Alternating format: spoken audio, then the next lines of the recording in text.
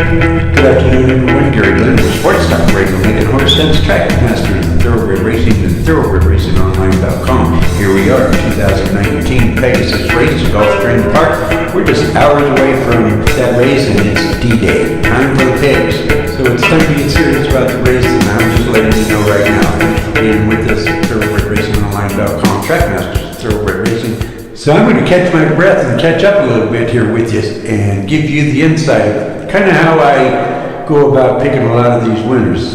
And so we're going to slow it down just a little bit and let me explain a lot of things to you real close. Thoroughbred racing is our focus, always has been and always will be. I have to pick races for everybody on a daily basis, and I try to give you the best picks possible, the best race analysis possible that's going into that race. The reason why I do that is because we try to keep our ratings up, and I'm not going to confuse you with any other sport, baseball, football, and things like that. Our focus is thoroughbred racing only.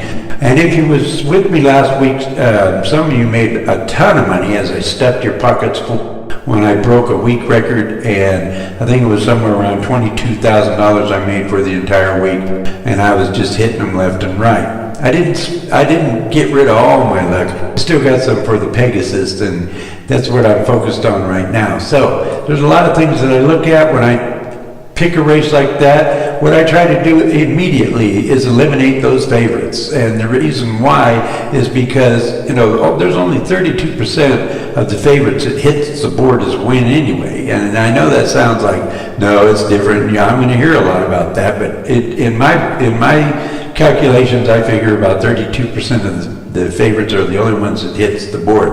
I undo the favorites by looking into a lot of background and things that I've learned throughout the years, and it goes for layouts and jockey trainer combinations that make a horse a favorite, the inconsistency, favorites from racing good one week and then he lays off for a few weeks and then he comes back and he doesn't race worth a damn. It's those horses that I need to eliminate right away. Get rid of them so I can see the true spirit that's going to come out.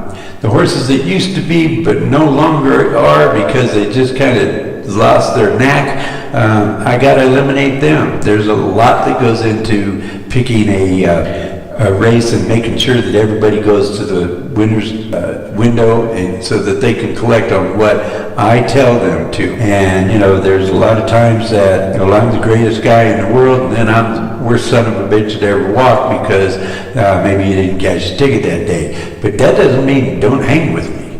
I too feel just as bad as you, and I don't look at that as a joke. I get pretty upset when I lose some big races. So you can bet that in the Pegasus, I'm going to be giving you the best race analysis possible.